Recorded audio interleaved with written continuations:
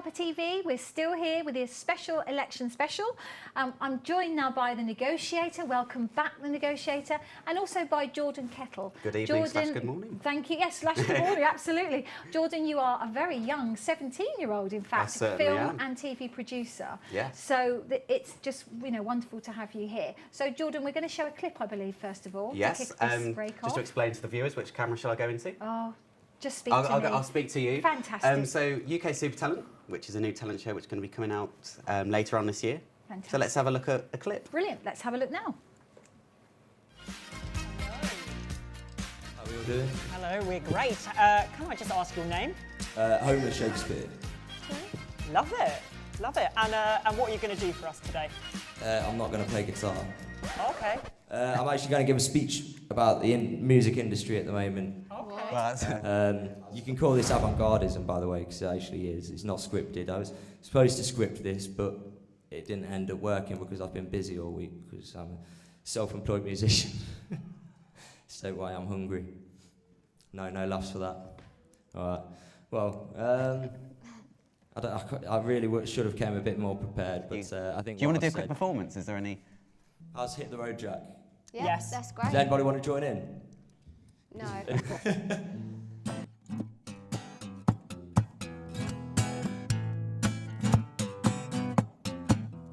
Hit the road, Jack, don't come back no more. Hit the road, Jack, don't you come back no more. Woman, oh woman, don't treat me so mean. You're the meanest woman I have ever owned. Okay, thank you. Don't come back no Thanks, Joe. Joe. Thank you, Joe. Joe. Joe.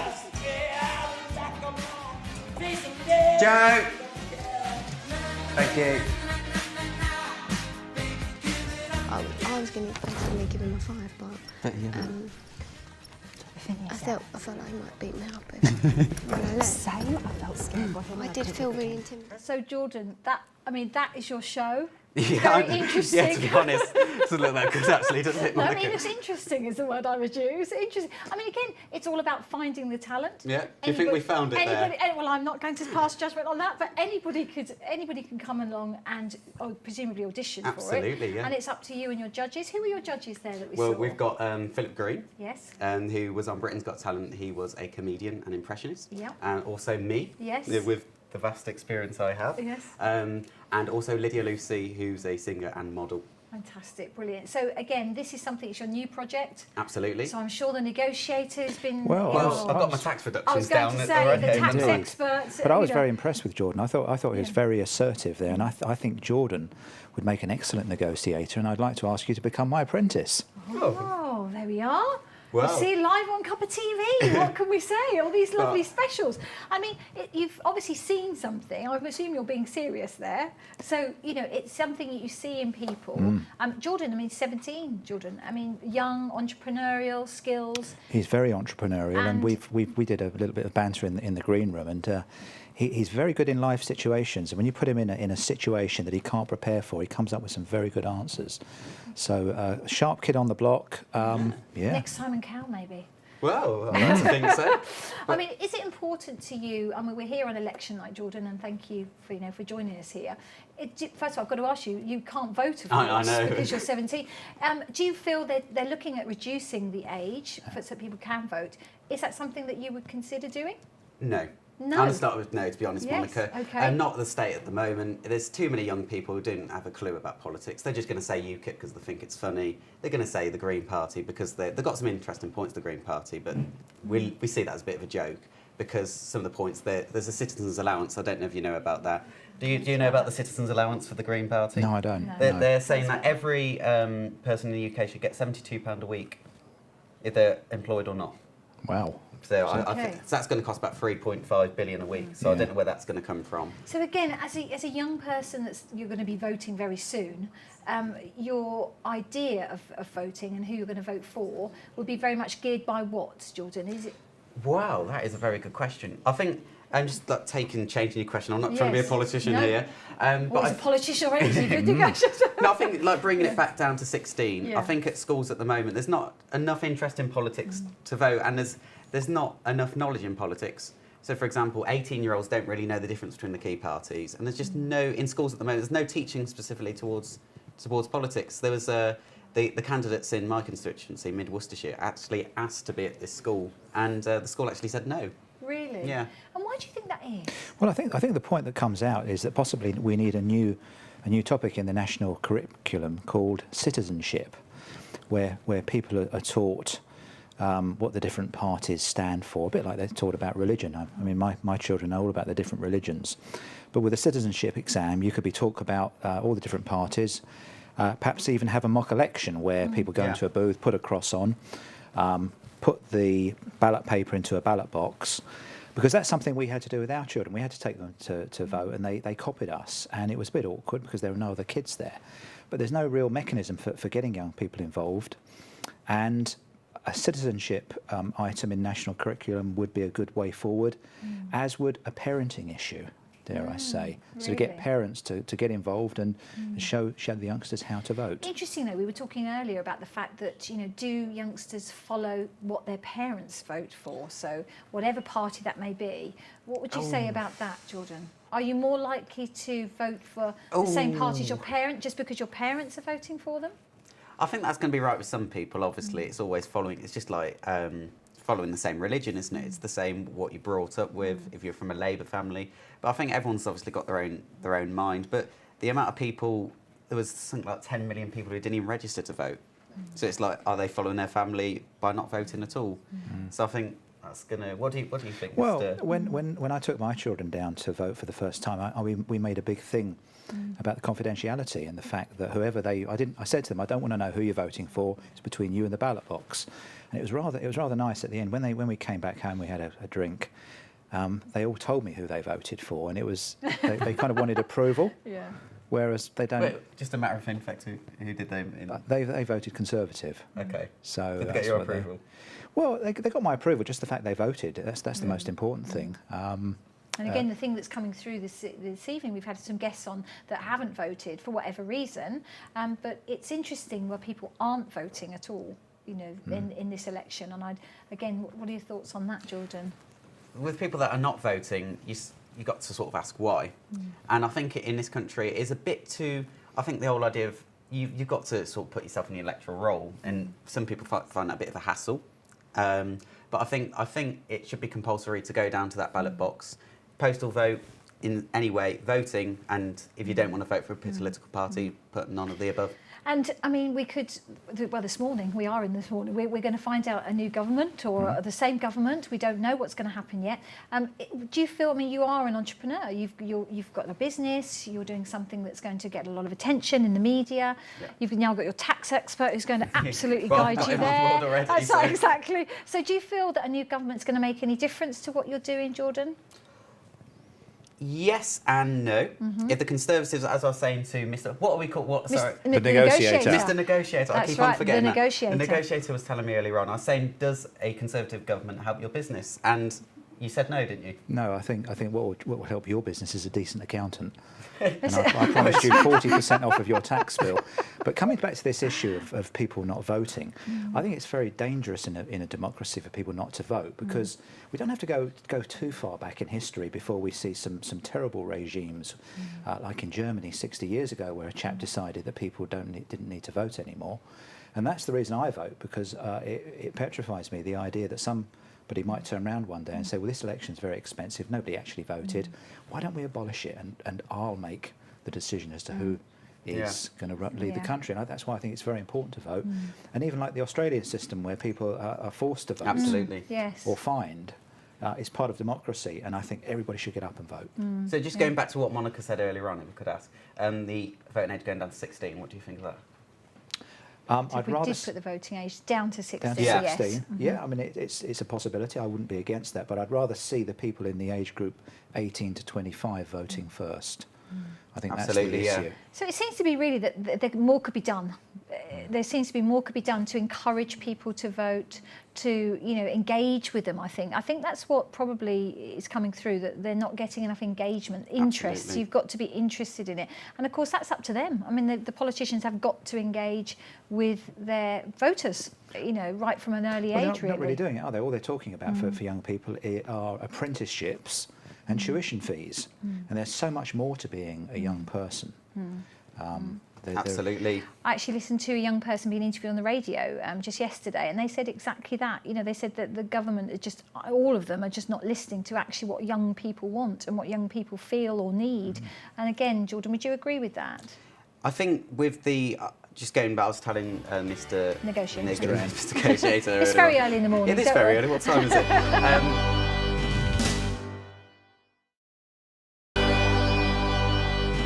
Lobby are very powerful in this country, and the reason for that, of course, is everybody feels so sorry for them. So it's a very tricky one to start playing around with, because benefits are very important in a civilised society. Absolutely, and because of no politician wants to scare the older generation, because they're the highest proportion of voters. So I don't think whatever good ideas come in, it's not going to be popular. No. And I mean, going back to your business, Jordan, what you're doing, how do you see yourself in the future? Oh, okay. Do you see yourself having a global business, or would you like to stay here in the UK? Oh, I'll go with global. Oh, go I with think global. me We're and going with my global. new business Now partner. you have your new business partner, the tax expert. Can we Well, arrange that? Yeah. We can indeed. We're striking a deal as we were Oh, talking Mr. about. Negotiator, Yeah. and negotiating with the negotiator. In the breaks, he's offering more and more money. The UK today, Europe tomorrow. And again, do you work with clients overseas as well? Most of our work is in the UK. I mean, the standard business model is you conquer the UK, then you go abroad. It's much more difficult to move into foreign countries and different territories. I mean, France is a good example. It's very difficult to break in there because they've got different laws, higher taxes. I think that even with, as I was saying to you earlier on, even with TV, it's harder to break into France with entertainment TVs, which I want to do. And I want to bring it to a French market, obviously French speaking, and it's really difficult, France as a country. Oh, That's hard see, to it's conquer. very interesting what's going on here. So our viewers at home, if they want to perhaps get in touch with us and see what they think about the Mr. Negotiator and the Jordan Manifesto, just give us a tweet on and put hashtag Vote Big Centre. I think it's interesting listening to you, because you've got someone who's young, someone who's more mature, and interestingly, and yet sometimes the if you like, the opinions are very similar. So I think we've agreed with near enough everything. have we agreed to disagree? Have we agreed to we've agree? agreed with. I was looking at this manifesto, which is all tax actually, tax evasion, employment law, tax avoidance, and I think I love it That's all. because that's his passion. Yeah, and that's yeah. his I'm baby. not criticising. That's not the kind of boy I am. But I think I've agreed with all of this, and I think you've agreed with all of mine. Well, my central idea is a massive simplification of the tax code. In this country, we've got more than 4,000 pages of tax laws. And if you look at Hong Kong, Have we really? Mr. 4,000 Negotiator? pages, 4,000 nobody pages. understands the whole picture. But in Hong Kong, the tax code is 4 pages long. They've got a flat rate of tax of 15%. And do you know, 95% of people in Hong Kong comply. Do we overcomplicate then our tax system? I think we do. And these days, there are very few people who understand the whole picture. I don't understand my business's tax. Well, It's far too complex. So it needs to be, somebody really needs to grab it, like the NHS, and get it sorted. And why is it, do you think, it's so complicated here? Because Okay. it's a cumulative effect. Every government has come in for the last 25 and 30 years and tweaked it. And we can see that in the manifesto that we're looking at today. All the parties have got slightly different rules: £12,000 personal allowance, £10,000 a green allowance, and all it's doing, everybody's making it more complicated. And the key thing in business is for a business idea to be simple. I think there's a lot of viewers that are watching, hopefully watching at this early hours of the morning, but would agree with that, I think, because, I think if you ask any of the general public, they would say that their tax system is overcomplicated. The key to success in business is simplicity and hard work. You don't have to be the sharpest person out there, but if you're prepared to work hard, you will make a success of it. And with tax avoidance as well, that is another thing that annoys the electorate, because obviously there's so many big businesses, Google, Costa. Just what's your thoughts on that? So you've talked about earlier on in the programme, you actually helped people dodge tax. Well, not quite. We've helped people sort out tax Yeah. avoidance problems, but my proposal for the budget would be to declare an amnesty. So for the 122,000 people who've done tax avoidance, turn around to them and say, pay 50% of the tax up now within 90 days, and we'll call it a day. Because the government and HMRC have been chasing these people now for 10 years to try and get them What to about pay if they up. don't pay after 90 days then? Sorry, Jordan, say that again. Oh, What about that? sorry, did I mumble Sorry. that? No, what happens if they don't pay after 90 days? Then the HMRC would have to litigate against them. But the idea is, I think most of them would, because most of them are sick of this side of it, of the inquiries that they're facing. And the idea of a deal, everybody likes a good deal. Yes, everybody likes a good deal. And the government gets 2.5 billion in the bank immediately. Yeah, I just saw that. And Jordan, if I may ask you as well, with your friends, do your friends share the sort of same opinion as you? Do you have On what? on So- politics, on the things that we're discussing at the moment? Do you find Well, you know that you have the same sort of opinion of your generation? I'm just interested yeah, to see. there's a big gap because obviously some know, some don't. Yes. And I was speaking to somebody last night, quite a long conversation actually, who I only just found out they like politics, and I was was talking about, you know, who they would vote for. And I think the people that do know, it's good. Yes. People do share the same opinions, but the people who don't know, they've not got no clue whatsoever. Well, we've just got some more Oh. updates in, so let's keep Okay, our tell me viewers more. up to date. Out of the 171 of 650, we have Labour at 72, we have the Conservatives at 46, we have SNP at 35, and we have the DUP at 7, and then we have the other parties at 11. So again, it's changing. Wow. It's changing, isn't it? It's It is. shocking. They're flooding in. Just Yes. you're not saying the not mention of Lib Dem has shown how bad they've done this. Oh, well, when we go back to Bob at the ICC, I think we'll be Shocking. very interesting to see what Bob has to say. I mean, that's really, they're flooding in now, so the charts, if you like, will be changing all over.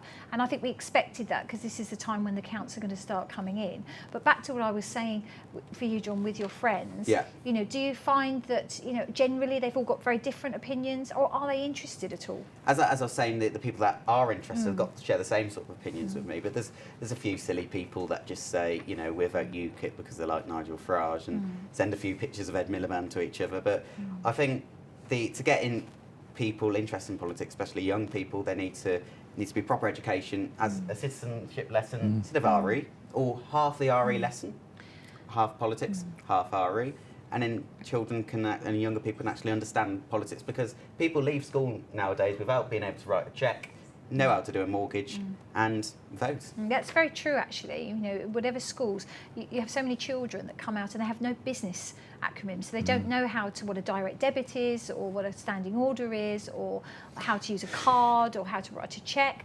Would you agree with that? Yeah, I mean, Negotiator? financial acumen is something that you can teach in school, but 99% of people learn financial acumen on the street, which is where I learnt negotiating, wrestling in the gutter. Now, if you're very fortunate, you might have a parent. Yes, I was going 1% to of us ask would have a that. parent Who's quite who'd pass it entrepreneurial. on to you. But that's quite rare. Most of it is the school of hard knocks. Yeah, and again, that's interesting. Why do you think that is, Mr. Negotiator? Why do you think that the schools and, you know, colleges, universities even don't take the sense of the business acumen so seriously? Because they probably haven't got the experience amongst the teachers that they've got on board. And tax, I mean, we've spoken about tax, 4,000 pages as opposed to 4 in China, is that right? I mean, that says it all really, doesn't it? Yes, why do we need 4,000 pages of Yes. tax laws in this country? Is it really necessary? It's confusing people, and is it helping trust? I mean, there's one of my favourite words tonight is trust. Who do I trust? Beginning to trust him. Got to know him now. But do you trust politicians? And are they being authentic? Yeah. And And I that's, think in schools as well, there is a big annoyment at the moment of the Conservative government. The Michael Gove, we all know him. He's done a few controversial things, and that's with teachers just going. I can near enough bet that 90% of the teachers in school would vote Labour. So that's the thing with these politics lessons. Are there going to be a political bias? Do you think there'll be a bias from the teachers onto the students. Well, that's an interesting point, isn't it? Because again, as teachers, they should be non-biased. They should give a non-biased opinion of the subject, whatever they're teaching. So that's a very interesting point there, Jordan. Would it be, or would, as you say, your personal opinions come in, and then of course, then that can be just as detrimental and dangerous, couldn't it? Really, Yeah, I mean, to having nothing at all. Don't forget, teachers are regulated by school inspectors and Ofsted. But sometimes if you've got an opinionated teacher, it's a bit like me, I've got my opinions, that can have quite a good effect on someone who's learning. And as long as the youngsters are learning about citizenship and how to vote, I think that's the most important thing. And would you say it's important as well to give them those options, if you like? You know, like you said, it's important for them to learn, and it is important for them to learn, but to give them various areas that they can learn and make their own opinion, if you like. You know, make their own opinion. They will. I mean, you could also have a school council. That would be another good way. Some sort of. And the idea of Yes. that each of the candidates coming into the school to do like a mock election debate, and that was denied by my school, to be honest. And I think that's awful. That schools are not being, there's no emphasis on politics and what's going to happen in 50 years' time. Is anyone going to vote? Well, I certainly hope so. Otherwise, we'll end up with a system like Romania had 30 years ago, with an awful dictator if we don't vote. So it's very important that we have an election. It is. I mean, schools have got to do more. Is that what you're saying? Is that what you Absolutely. feel, Jordan? I think the government should do more to make the schools do more. So in other words, make it almost obligatory to actually do something about it. To have it on the curriculum almost. Absolutely. Yeah. Is that what you'd like? It's a very interesting thing, though, isn't it? I mean, obviously, results are coming in now. We're looking at what's happening. Oh, I'm getting so excited. It'll be interesting to see, what's going to happen, and obviously, by the end of the programme, we'll know more. But we have to say goodbye to you both now. Right. Okay. But it's been wonderful. The Negotiator. It's been an Thank you very much. absolute pleasure. Thank you so much for joining us. Still can't reveal your identity. And to you, Jordan, as well. Thank you. You so much for joining us. And thank you for continuing to watch. We do appreciate us here at Cuppa TV Election Special.